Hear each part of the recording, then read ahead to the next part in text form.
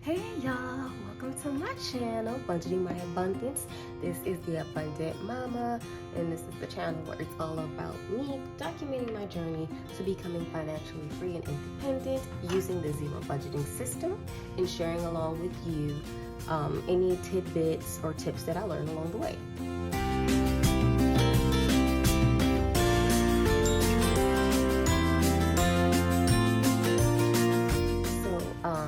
Today we are going to be cash stuffing $729, but before we get into all that, we are in, I believe it is week 9 of the BCL challenge or BCL movement, where we it is for budgeting community link challenge, basically, where we're supporting all the budgeters. So a few videos ago I shouted out some budgeters, but because I generally record every other week or so, I skipped a few weeks. So this week's budgeters are Save with Alicia, Coleman, and Save with T. And I will put their links in the description below. Oh, also, last but not least, my girl, My Money Diary. I haven't seen the other ones yet, but I will be watching. But My Money Diary, I watch her. I am subscribed to her. And y'all, if y'all ever wanted an ASMR sort of style video of watching, like cash stuffing, go to her channel. Her voice is like very soft and mellow and relaxing. So I like that. So we're gonna go ahead and get started. And I have been promising for a while, the investor series is back. We will be discussing Roth IRAs. So yay, because I've been putting that off for a while. Okay. Just go ahead and divide this.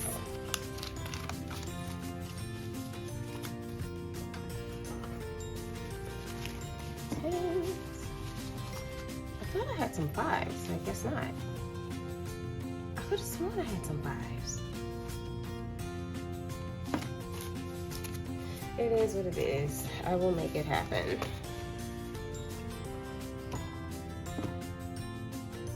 I know I had some 5s. I did something with the 5s. I will find them later. But that's gonna bug me. And I do need a pen, because I like to mark off what I stuffed. So in this video, I'm going to be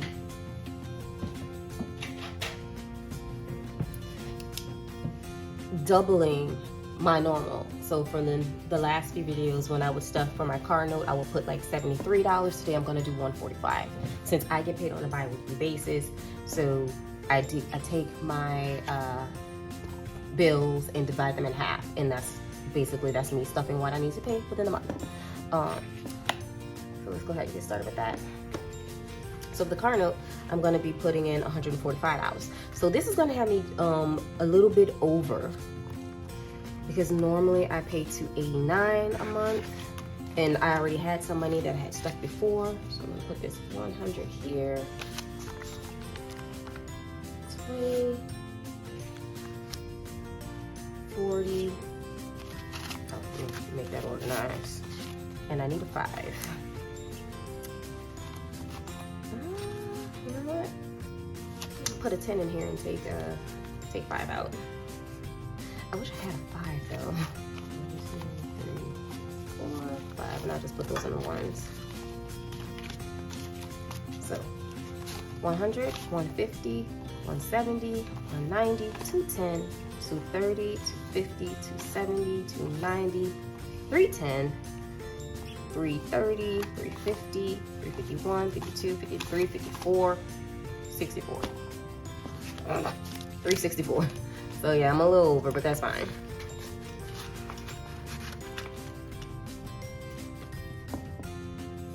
And then for the phone bill, that's gonna get $36.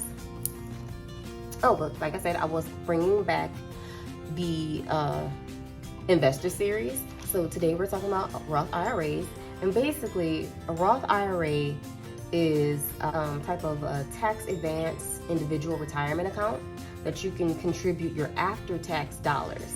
And then the primary benefit of a Roth IRA is that your contributions and the earnings of those contributions can grow tax-free, and then they can be withdrawn tax-free once you're after the age of 59 and a half. And that's if you had your account for open at least for 5 years.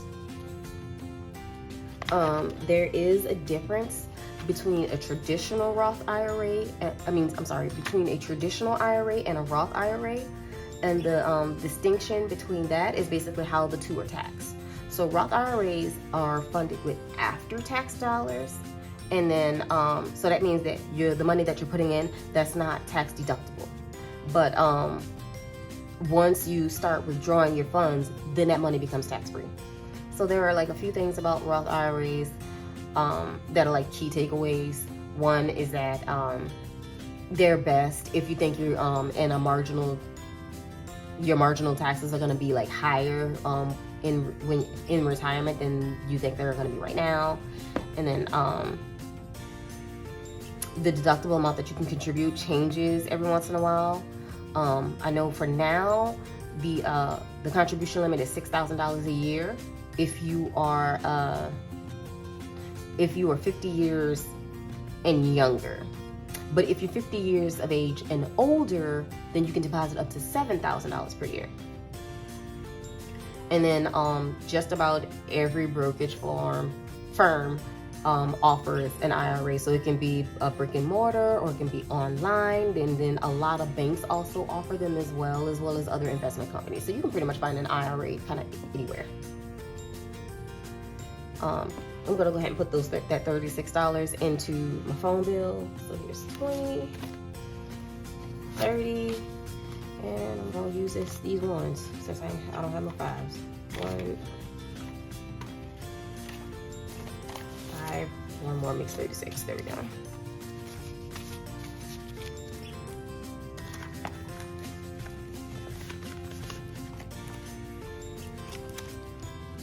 Insurance is going to get $130. There's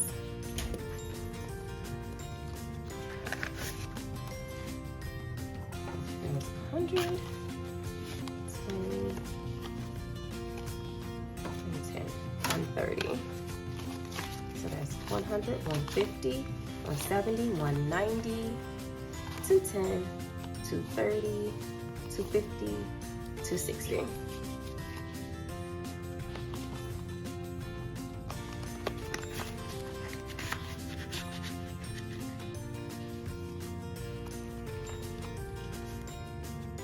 Okay, and then so when it comes to funding your IRAs, you can use regular contributions. There is such as a thing as spousal IRA contributions, as well as transfers, and then there are rollover contributions, and then conversions. And basically, what a conversion is you transfer. It's the transfer of your retirement assets from a traditional or a simplified employee pension, also known as a SEP, or a simple IRA. And I believe with a simple IRA, that is a type of IRA that you can get through your job. And you're basically just transferring those monies into your Roth IRA. Mark this off for my credit. Well, daycare. Daycare is going to get $150.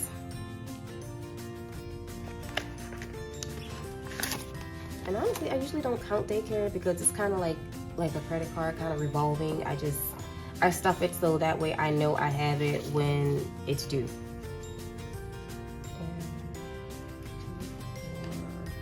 You know, I'll just go ahead and throw this 50 in there. I think I was going to use the 50 for something else, but I'm just go ahead and throw it there. And I do know the amount that I wanted to stuff was like $7.29, but I do know I'm a little bit short just because I did stop and get gas. So I'll get to that when I get there. Let's see. Credit is now going to get $45. There's 2, 4. We'll put this 10 here and take this 5 out. So 2, 4, 6, 8, 9.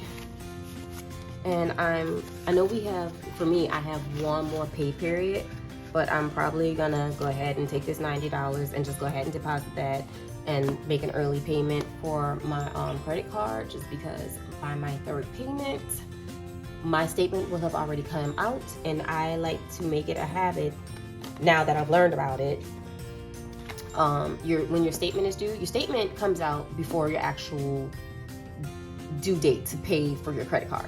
And so basically when that statement comes out, that's when they send it to the credit bureaus, and it shows the credit bureaus this is how much you still owe the credit card company. So, and for interest. So if you pay it before the statement comes out, then it shows that there's less interest on that card and less that you owe. So I try to make sure that I can pay some money before that statement comes out, if that makes any sense. Hopefully I explained that well enough. But that's it for that. Next, I am going to move to gas. Now, this is what I was talking about. I'm only for gas. Actually, let me take out what I have. I have a rough rollover, so I have like $1 and then 10. So this is gonna go into rollover envelope, and that's gonna go in my $1 challenge. For gas, normally I'd stuff $80, but I wouldn't got gas. So I already put 40 in my tank. So I'm just gonna put another 40 here. And for groceries, I'm gonna stuff that last because, like I said, I kind of bought a few things already. So to me, it kind of makes a bit more sense if I just stuff that one last in a way to, that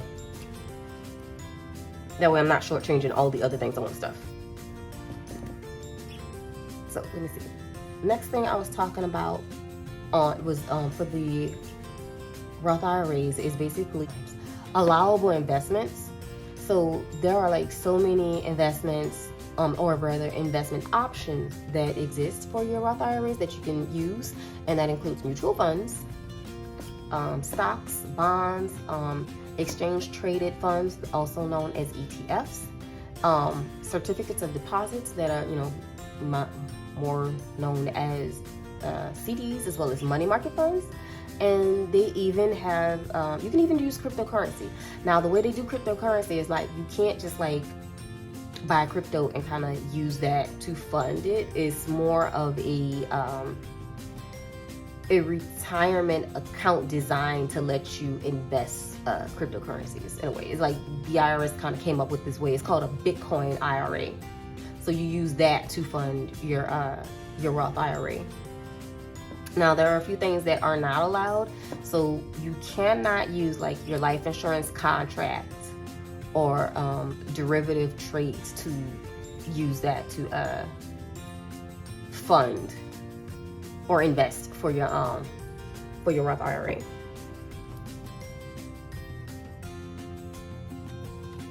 And then let's see.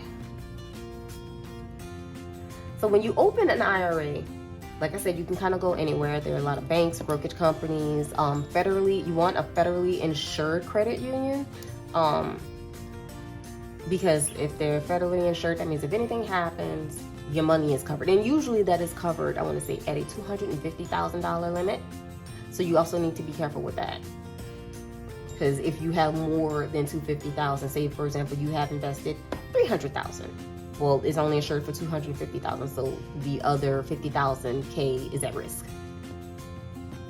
So there are two things that they have to give you when you open your IRA account, and that is an IRA disclosure statement, and then the other one is the IRA adoption agreement and plan document. Okay, so the disclosure statement has to be given to you 7 days before your IRA account is even established, or at the time that is established, because they want to give you some time to revoke it. So if you decide, I changed my mind, I don't want to do this, then they give you 7 days. And basically it just it's a document that's just outlining the specific terms and conditions of a loan, including like its interest rate, or any fees, any for the amount borrowed or anything, or any prepayment rights and responsibilities of a borrower. That's it.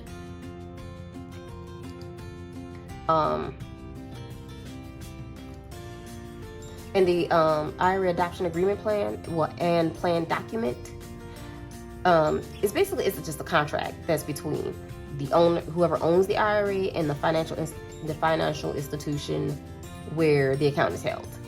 And so it's just saying it has to be signed by the owner before the IRA can be valid. And it just contains basic personal information about the account holder, like, address, date of birth, all that good stuff. And then it just lays out the rules regarding the retirement account. And it also highlights the details for that contract as well. Now, I will say, everything has like variances. So some, say you decide to open your Roth IRA in a bank, one bank may have like more options, or rather more investment options, while the other may not have as many, or may be a bit more restrictive. So do your research. Now, when it comes to funding your IRA, and I think I touched on this a little bit, but I'm gonna go a little bit more into it. It's you use money that you get from your employer, basically compensation, your wage, your salaries, commission, bonuses, to pay for your Roth IRA. What you cannot use, and that is rental income or other profits from like property maintenance. You cannot use like interest income. So like if you have investments or whatever and you make interest on those investments, you cannot use that interest investment. You cannot use your pension or annuity income, stocks or dividends, or any type of passive income earned from a partnership where you don't provide substantial services. Now, there is the spousal Roth IRA where one person, like one spouse, can contribute for the other spouse if that other spouse isn't working. But that one's a little bit confusing. I'm gonna give y'all the link to where I'm getting all this information from, but like for me to try to explain that, I'm still having trouble trying to understand it a little bit more. So for me to explain it to you, I would probably really have y'all confused. Oh, but let me go back, because I've been going so far into this. Let me go back to stuffing. So the next thing I'm going to do is my savings and sinking funds. Now, sinking funds is going to be real short and sweet. Savings, I'm going to put $50 in here. Normally, I do 10%, but and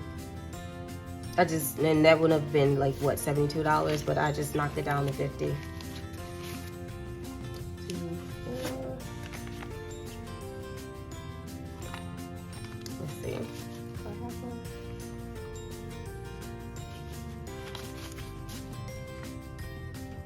Okay, it's gonna get 40 for now. I'll probably make change later. You know what? It's gonna get 45.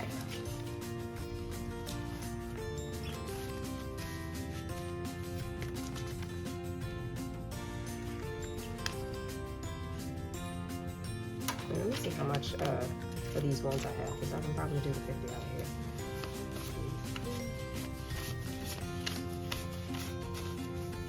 Okay, I'm gonna take, I didn't even count, 1, 2, 3, 4, 5. There we go, that's 50. I'm gonna do 50 from here. And that's from my personal savings. Oh, so altogether I have 2, 4, 6, 8, 100, 2, 4, 6, 65, 70, 71, 72, 73, 74, 75, 76. So 176. So check that off. And for my emergency fund, I'm gonna put another 50 in there. Good Lord. I have a 10. Good. So we'll just do 60, I guess. And put that 10 there. And I'm not gonna count this. I like to count my emergency fund when I do my monthly check-in. So that's when I'll count that. And then last is the car maintenance.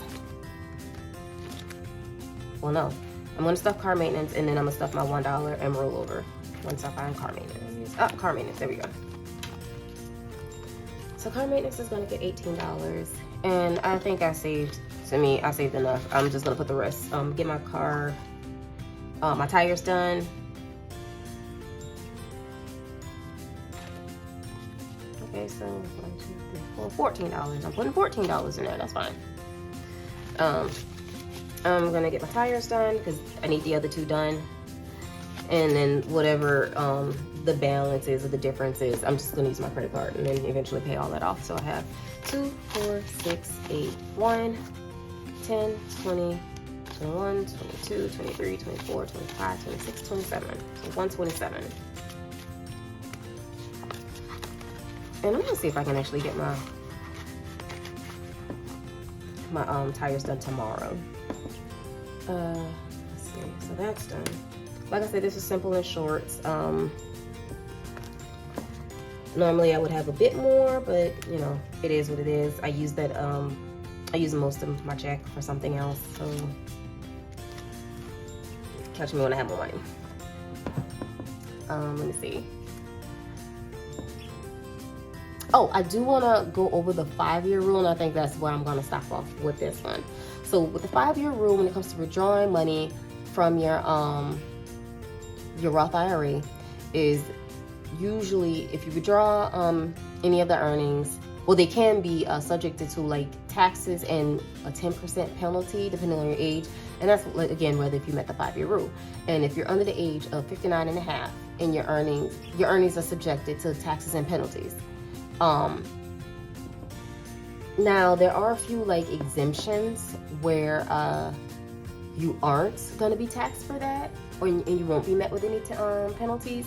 But that's like if you let's see, if you're trying to like buy a first-time home, and that's like for, yeah, if you're trying to buy a first-time home, but you have a limit of like using, I think, $10,000 for that, and that's considered like per lifetime. That's if you end up withdrawing, and this is because like you became disabled, or if you died and then the money is given to your beneficiary. So if that's the only way, if you're under the age of 59 and a half and you make withdrawals, that you won't be penalized or taxed.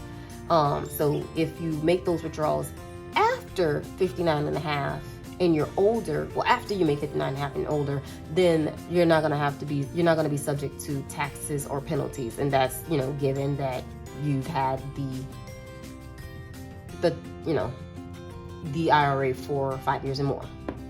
Now, one thing to note is that Roth IRAs withdrawals use the FIFO method, and that's called first in, first out.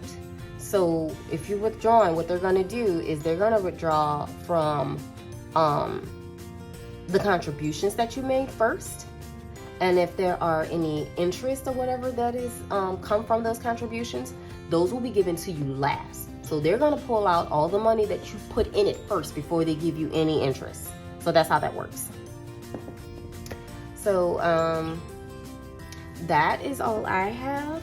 Oh, for when it comes to my Roth IRA talk, like I said, I will leave a link in the description below, so you can pull up more information. Like this is a lot, and normally I try to save my IRA talk for when I have a bigger check and, you know, to stuff.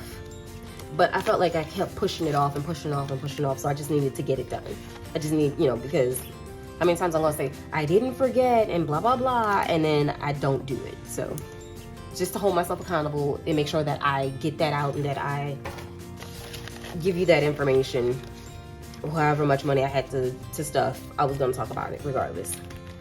So this is all. Oh, I put $50 in my savings challenge for my emergency fund and didn't even mark it off. So very ghetto, but it is what it is. So let me go ahead and mark this off. So I have fulfilled my first 50.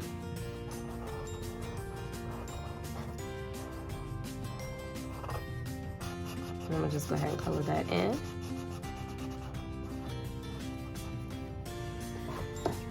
So yeah, I got a while ago, but it is what it is. As long as you start, it doesn't matter how long it takes. And you know, as long as you start, and that's all that matters. This is my emergency fund. I'm doing $1,000.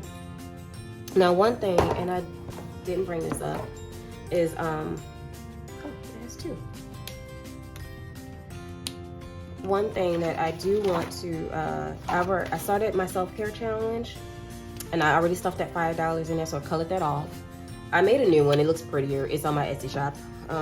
It's prettier than this. This was the basic idea, and then I decided it was a little bit too plain, so I kind of prettied it up. Where is my thing? I have a savings tracker because I'm doing a phone challenge. I bought a new phone, and I want to save about $800. So I bought a new phone, and I financed it. So my goal is to try and pay this phone off as soon as possible. And so I had one savings challenge tracker, and I, you know, because I'm very impatient, and I know that's something that I'm constantly working on. I decided if I do it this way, and my little lines or whatever are smaller, I can figure out what the contributions are per little hexagon and write what that is. And maybe it'll trick my mind to thinking that I'm moving faster.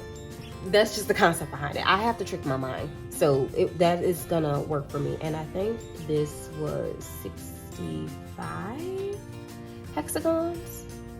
Because I believe I counted them. There were about 65 hexagons. So if I do the math, let's see. And I'm gonna write it in pencil because I'm not sure how much this is, and I don't want to like sit here and count how many hexagons this is on camera. If it's wrong, I'll put it in the thing somewhere. It'll be a pop-up somewhere on where I made the correction. But I think it's 65, so I'm just gonna go ahead and divide 800 by 65. And so that ain't right. Is it?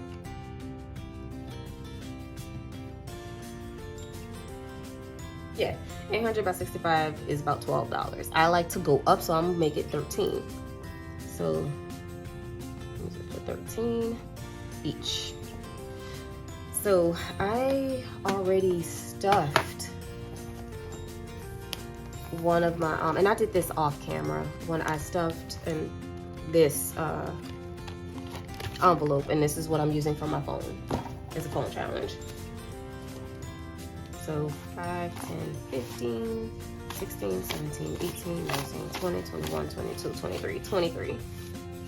So I'm a little bit short to have 2, because that would have been 26. So I'm just gonna color like 1.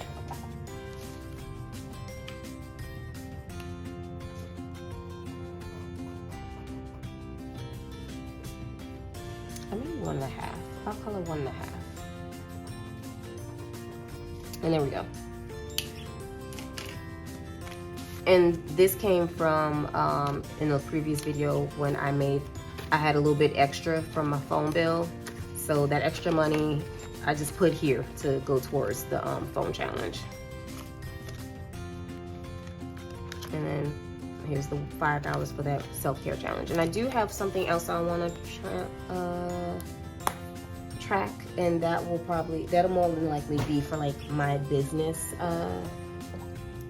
my side hustle / business tracker. So I'm just gonna write that in pen.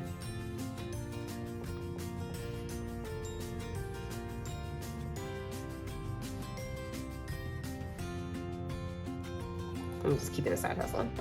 And I believe the amount that I wanted to save for that was 900. So 900 divided by 65, 13. So that's going to be 14. And write that in pencil.